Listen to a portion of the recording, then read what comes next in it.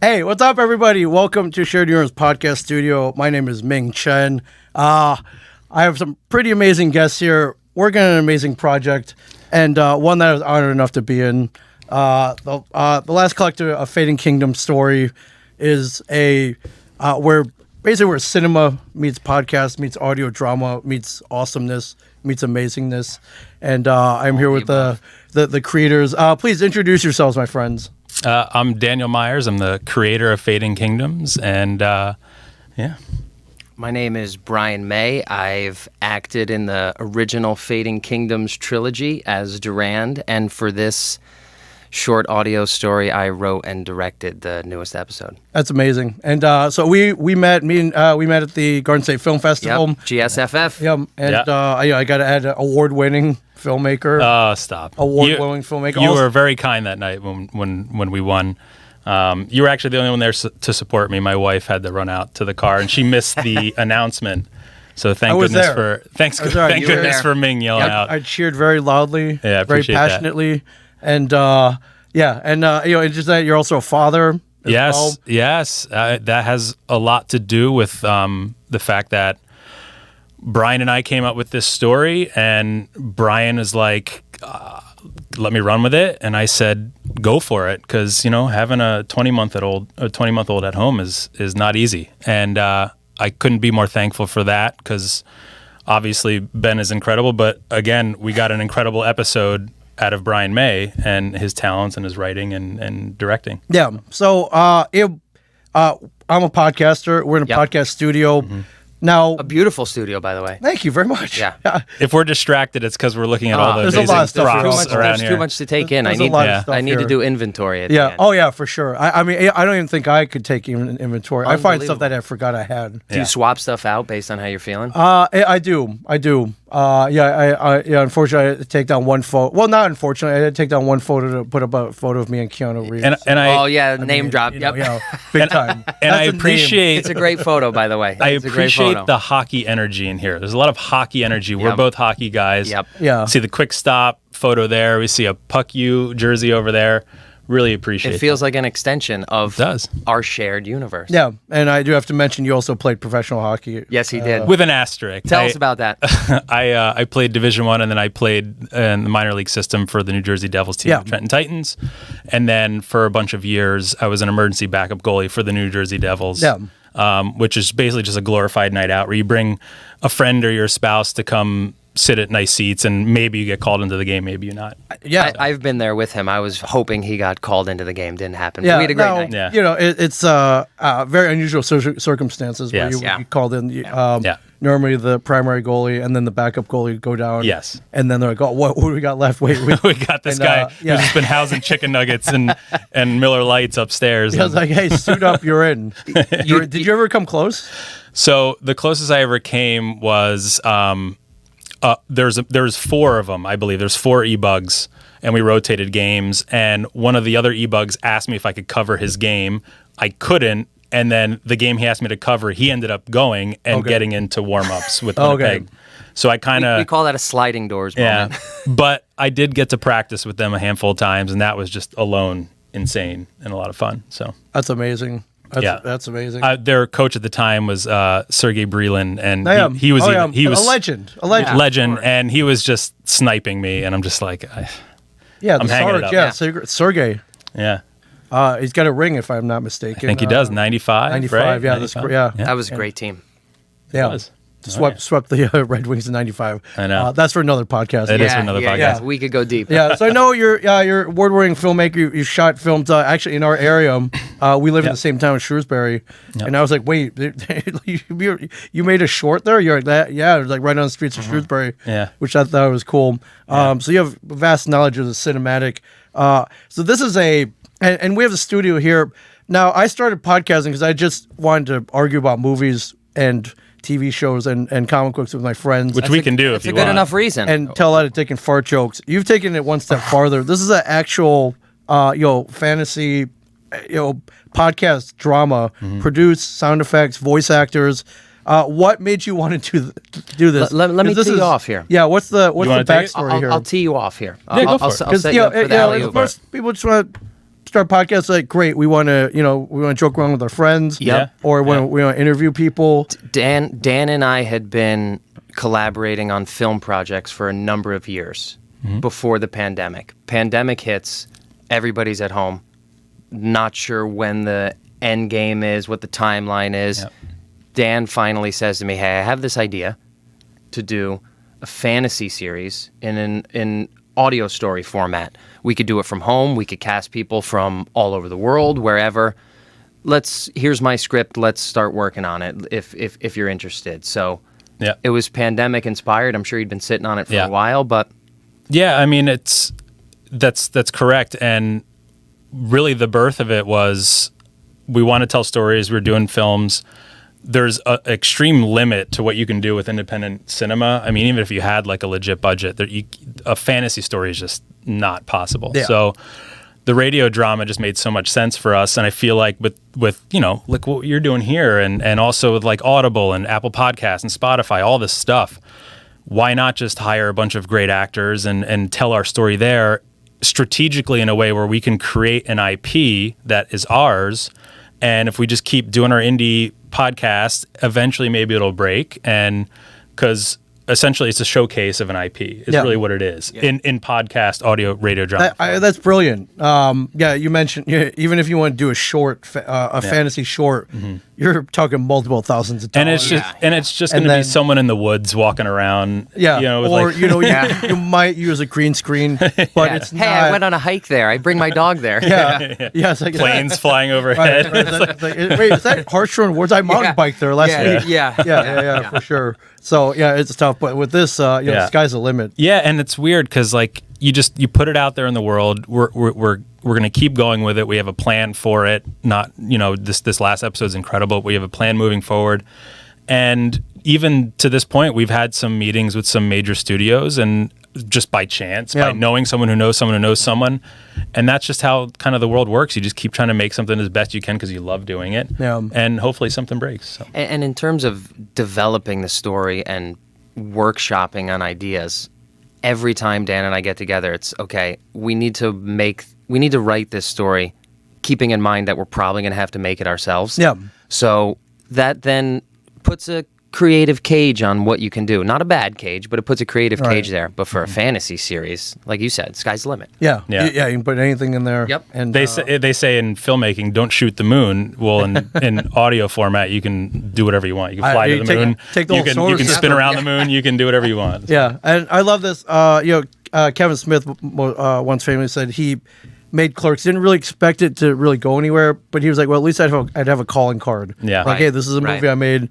I have something to show you, and to help me maybe one day become a filmmaker in Hollywood. It just so happens he's so good that it worked. He's a big inspiration for both of us, but me personally, the first movie set I ever stepped foot on, my dad was an extra with his car for Jersey Girl, and I was in high school at the time. I think I was in high school, and I was so excited because I just was obsessed with movies. I was obsessed with Kevin Smith's movies, and it was just awesome. So just to be in like the aura, even if we're on the outskirts of his work, is pretty cool. It's cool energy at film set. It's amazing for sure. Yeah. Are you a fan of audio dramas? Did something inspire this? I remember I dug up an old Green Hornet tape that my father-in-law had.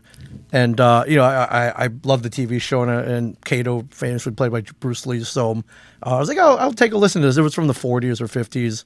And it was pretty cool, but they had the coconut shells like doing and they had to make their own sound effects, their own Foley.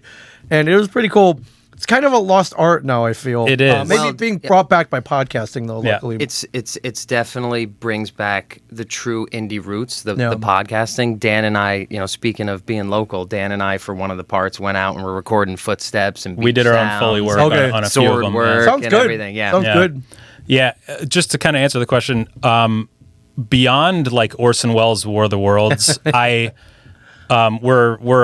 we're both obsessed with the alien invasion genre, and we have a script in the works for that. But like, I didn't have any education on it, so I'm not going to sit here and rattle off all these deep cut radio dramas. I genuinely didn't. I just saw it as an opportunity for us to just try to tell a story in the means we had. So And it's the closest thing, really, to like true dreaming. You're just there closing your eyes thinking, okay, let's have a sound effect here. Let's have the music swell here. There's a purity there that I think when you start filming, you can get lost in the visuals and the camera and the gear and the lighting for this. It gave us a great opportunity to really work on storytelling and character and world building and stuff. So it's been a total treat. Yeah, absolutely. And I mean, if you go back and listen to the parts, like kind of our goal is like each one gets better from top to bottom, performances, production, script structure, everything. Like we listened back to part 1 and we're like, oh, but it's like it's the one that launched us, and we love it. But with each part, and especially this last one, it just the process is more streamlined. We're more experienced. Yeah, you learn every time you do it. Yeah. Oh yeah. And so you mentioned you had the scripted out already, or at least the idea scripted out before you even recorded it. Why did you start working on this? Was it something you were? It's like, oh, I might shoot a short, or like, where did the idea come from? Why fantasy? I mean, fantasy is a pretty cool genre. We love it. We're all nerds. But, it could have been sci-fi. It could have been just a drama. Yeah. It could have been a comedy. Why swords and magic? And because I grew up loving the dark fantasy of the 80s, like Dark Crystal and all those, like where fantasy was a little edgy, right? Where it's like where kids would watch something where thematically bad things happen and you learn from it. And Lord of the Rings then came. I was obsessed with Lord of the Rings, like beyond. And to be honest, I just love genre in general because I feel like me personally, Brian's a little different because Brian makes his own stuff and his boots are more on the ground of reality at times, where I'm like, my head's in the clouds a lot, and I like to take stuff that I observe in the world, real world problems, themes, whatever, and I like to distill it through the genre, whatever you'd call it, distiller. And because I think I like to have fun with stories, I like to have fun telling stories, but also have some thematic context to it. And like our films are all they're all genre films. The films that I've done, at least. Brian's done a bunch of stuff outside of genre, but stuff that I do, I just like genre because you can tell a story, you can have something to say and not beat people over the head with a message or whatever. So. Yeah, and I love this. I grew up playing D&D. I watched a lot of old fantasy movies, and then not for nothing, fantasy. Pretty hot genre right now. Yeah. I laugh because everyone loves Game of Thrones and House of the Dragon now. But I laugh because I got made fun of playing D&D when I was 12 back in the 80s. Dragons and jokes on them. Rolling dice, swords and magic. Like, that's for kids. They laughed at me. Well, I wish I knew you because we both grew up in happening for years. In athletic backgrounds, and I was always an athlete, but I loved movies and storytelling, whatever. Even when I was playing college, like I wrote a movie blog, and like I could tell some of my teammates were like this nerd, but I just always loved it, and I never had a friend that played Dungeons and Dragons. No. Yeah. My friends are all cool sports guys. I was always like the outlier nerd. Yeah, I did. Yeah, I did both. I did both, and luckily I had a couple of nerd friends in the neighborhood, and we spent hours rolling 20-sided, D20s, 30-sided dice, making characters. Yeah. Go saving up money for D&D modules. Yeah. And going out looking for used ones. Like I still do that now. I still geek out if somebody brings me the advanced D&D set all beat up, and they love showing that to me. We know what to get Ming next time we come. Well, I got a box of Star Wars figures still in the box in my attic. Maybe I'll come gift one here. I think I got like a Queen Amidala or something, fresh mint. Right. Yeah. No creases, nothing. Power of the Force. Yeah. Yeah. So I love that you've tackled this genre. Yeah. I don't know if anything else really specifically. I get Lord of the Rings. Yeah, it was essentially Lord of the Rings with my take on what I've observed just through the last 10 years we've been living in this country, and there's been a lot of turmoil of social, political, and I just kind of like, how can I just like get out how I feel in a way that's pretty agnostic when it comes out. I'm not taking one side or the other. It's just like, it's kind of like if we all don't kind of unify at some point, things could get very bad, and I kind of distilled that into the 4 different kingdoms and a agricultural recession, and it just kind of the rest writes itself. Right? Yeah, I mean, it's funny. I know this is fancy, and it's not sci-fi. It's lower tech swords and magic. It's fancy. It's still the same problems we're going through in real life, though. Yeah. Different factions. Yeah. And stockpiling weapons. the similarities are there. It's still very similar. Yeah, just in a different world. And my relationship to those things you were referencing isn't necessarily the same as both of you, but I played a lot of Legend of Zelda. Oh yeah, growing up. My dog's name is Zelda. So yeah, for Zelda. But my relationship to the storytelling is through maybe more mythological perspective in terms of my love for legend and lore and everything. So when Dan and I get together in terms of these ideas, we definitely are pulling from different references and sources and places of inspiration. So it ends up, being a nice collaborative effort. 100%. And it's the goal with Fading Kingdoms, and he knows, it started as a trilogy. Like my goal was to let's make feature length audio dramas. Yeah. Like that's where we get the cinema for the years, all that kind of stuff. Podcast meets cinema.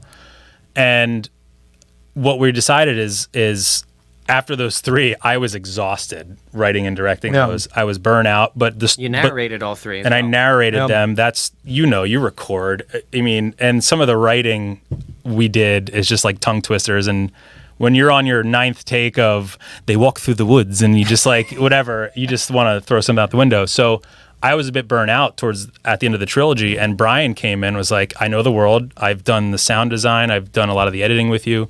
I'm one of the lead actors.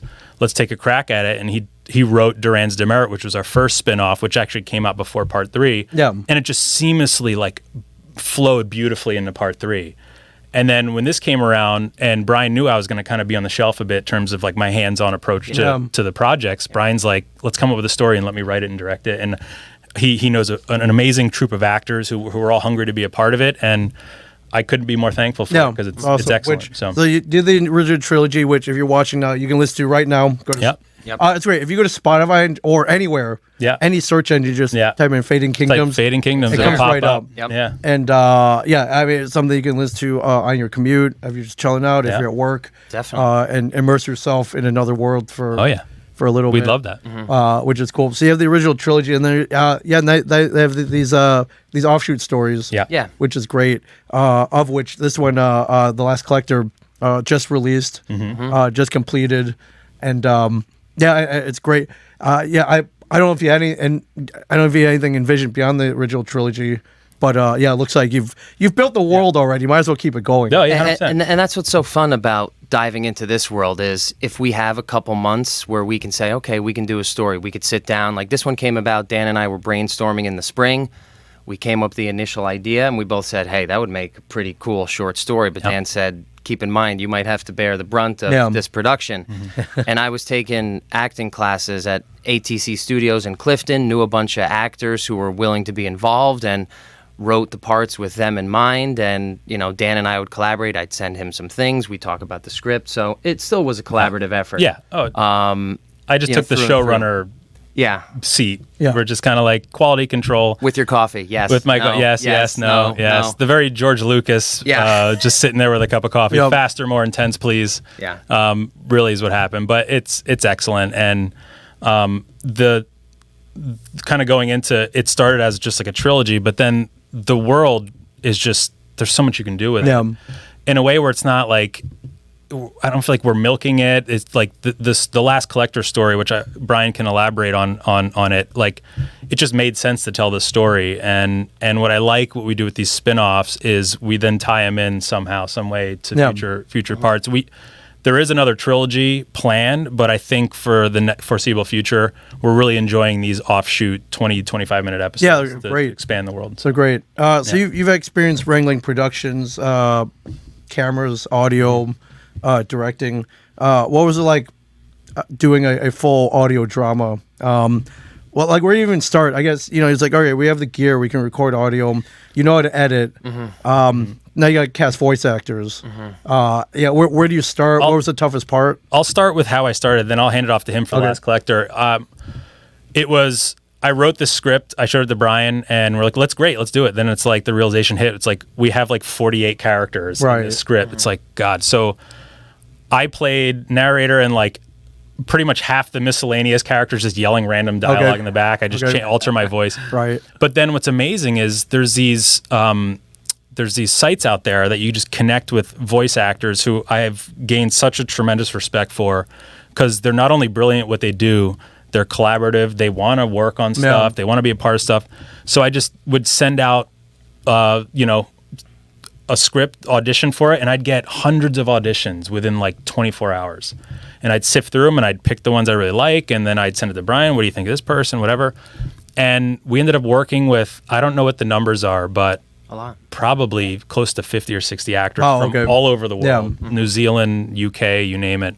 And it's been a lot of fun, and that's how we got started. We just would find actors from all over the world through various websites and stuff. Yeah, send the script. Yeah. And for this one, I had the honor of being asked. We had to reach out here to voice. Brian, take it away with The Last Collector. Yeah. Yeah, so we always had the idea of getting you involved in something. I appreciate that. We've been on a couple podcasts together, GSFF, obviously the connections there. So we thought this is a perfect opportunity to reach out to me and get him involved. And you did great. So thank you. Yeah, really appreciate it. Gave me what I felt was the perfect part. I play a bartender. The bartender. And actually, I have a clip here right in the beginning, but this runs out of 30 seconds. So well, you can take a look at my voice acting skills here. Two hornets coming up. Make them out, hornets.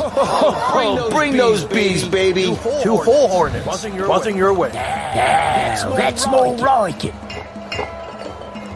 Darno, to what end shall we drink? Well, more at to the end of the bottle. To the end of the bottle. The whole hornets are tasting a little pure muck. Oi, tender. Something's wrong with our drinks. Can't be too much wrong. Drink them both. I haven't saw this one licking the bottom of the glass. Wasn't licking it. What's the stink about? They tasted like mud. Tree sap. Tree sap. You calling me tree sap? Is he making fun of you? I don't like to be called that. What does that mean? Tree sap and the Hornets whiskey. That's what you taste. Tree sap. And why in a poisoner's coil of rocks would they put tree sap in a Hornets whiskey? Oh, makes me sick just thinking about it. No collection from the enchanter anymore. Plus, in the 4 years since, all the kingdoms are running out of proper pollinators. And with the animals in the wilderness acting all out of sorts as well, the hornets are harder to come by. What does that have to do with their terrible tasting tree sap? To put it plainly, no more hives. Less honey to infuse with the whiskey. So instead, they started cutting and supplementing the whiskey barrels with tree sap. Water than a wandering witch. Fantastic. That sounds fantastic. I mean, we had to give your moment early. We need the fans. I to stick appreciate around. that, and then I come back later on. We bookended you. We bookended the big get. The But big bartender. For sure. I And, honestly- perfect part. I've always wanted to own a dive bar or you nailed it. a medieval tavern. Well, so- I think we have to fit in a bar scene in and you'll just be the You're running done. You're bartender. in, yeah. Because like that bar they're in is called the Dust Den, and a quick little funny story involving my wife. In the first part, I wanted to create our own Mos Eisley like cantina vibe for this world. So with the Dust Den, whatever. And my wife agreed. She really wanted to be in it. She wanted to play the waitress or the bartender or whatever. I think she was the original bartender. She couldn't stop laughing during recording. It was just a little whatever. She was laughing hysterically. Giggles, yeah. So I just wrote it into the script. We never discussed what dust den means. So in Fading Kingdoms, there is a narcotic that is dust that just makes you uncontrollably laugh. So I wrote it into the script. Everyone's on dust in there. They just laugh uncontrollably. So I've seen people on dust at sure you have. there's, after parties yeah. and things like that. No, but I think the bartender is a mainstay now. I love it. Yeah, you did great. And for this one, like I said, I'm in acting classes at ATC Studios in Clifton, and I've been taking acting classes for a while with all these people, and I wanted to work together with them on something. Yeah. So after we came up with the idea, I said, oh man, this is the perfect medium to work with everybody. So I wrote the script with all these actors in mind, and they read it, loved it, and they were all game to be in it. So it was that easy to get everybody. This one was very seamless, actually. It was very seamless. Yeah. It's amazing. Yeah. So this one's got a runtime, about 26 25 minutes, 25, which I think is the sweet spot for the short story format. I think it's digestible. It's good for a drive to work, whatever it is. I mean, that's one thing about the trilogy we did, which is the feature length. People like it, but it's the format is the 90-minute episode too much to bear for people, but we'll see. Yeah, no, with something like this or even some of the original trilogy, you get the vocal parts recorded, multiple takes, they get sent in. Yep. Yeah. How long does it take you to put together with the sound effects and picking out the right cuts? Yeah. Maybe re-recording some of the parts. Maybe ones that you weren't you thought could maybe were done better. Yeah. Or you have a different take on something after editing it together. Yeah. Is it like a full-on production? It's, and originally we left out the part when Dan was writing the trilogy. It was always like, okay, I have all the gear. Obviously Dan has gear too, recording gear and computers and everything. But between us, we have the gear. We could do the post-production. Yep. So for this one, it was like we already know the protocol for post-production and recording and Foley and sound effects and everything. So we came up with the idea in April, worked on the script, wrote it in May, started casting and recording throughout June, and then July and August was all post-production. Okay, So and then it came together fairly quickly. I can't speak to it's been so long. I mean, the trilogies, they're a bit longer.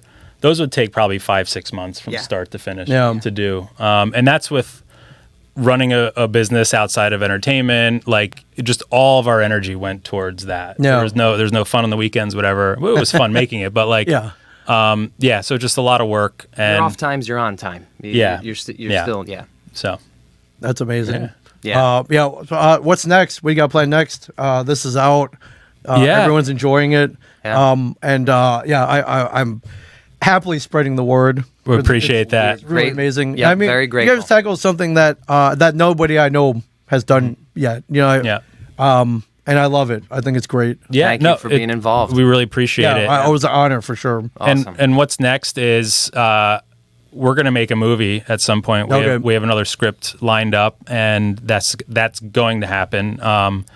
And then another Fading Kingdoms episode. We want The Last Collector to get its life and breathe. Mm-hmm. Our goal for this project is to try to just do a best of a job for each one, and not just like quality over quantity kind of thing. Yeah. We want the episode to breathe for a handful of months. We have multiple other ideas and stories in the works for other short stories, and it's kind of all leading their way to another big trilogy. But in the immediate future, probably another short film. Okay. Yeah. Cool. Yeah. Amazing. Oh, yeah. Yeah. So definitely check this out. All you do is Spotify, Apple Podcasts, Yeah. or just go to fadingkingdoms.com. Yep. Let's do the original trilogy and then the two. right. Are you calling them spin-offs or I call them spin-offs, right? spin-offs or I guess in spin-offs, in nerd culture, the side quest or Okay. Very side quest. Yeah. Yeah. for sure. Yeah, so it's we appreciate any support and going there, liking it, rating it, whatever. It helps us indie creators out tremendously. And stuff like Ming, you having us here, we can't thank you enough. Of course. It means the world to us. means Of course. a lot. Yeah, I just yeah. love this as a fan of podcasts. But this is this is a whole different genre. But in a genre that I love, I've loved all my life. So Awesome. It's fantastic. Yeah. Fadingkings.com. You can check out the website. Yep. Social media is on there. You can follow these two gentlemen Yeah. and the and Fading Kingdoms on social media. That's right. And definitely take a listen. Really, really awesome, entertaining. And if Thank you. if you know anything about me, it's something I enjoy. And we're all pretty much fans of the same thing. So 100%. And I love two guys that probably would have played D&D with when we were both younger. If we had more time, we would probably do it now. We still can. I mean, this is a nice table here. We can Table, Yeah. we can actually Next stream time. it. That might be the next thing for sure. Oh, But thank you guys so much. Thank you Thanks so for much, having Ming. us. for Appreciate it. jumping in. And if you're watching like live right now, you got something to do this weekend. That's right. Put it on. There's Enjoy it. 3 feature-length episodes, 2 spin-offs. Dive in, have fun. Let us know what you think. Yeah, grab a pint of mead. That's right. That's Some Hornets enjoy. whiskey. Yeah. Yeah, some Hornets whiskey. yeah. No tree sap. This is No. Yeah. legit high quality stuff. No shortages here. Yeah, so exactly. and enjoy Fading Kingdoms. Thank you guys so much. Thanks again, for Ming. having us. Appreciate it. Thanks for See watching, you guys. everybody.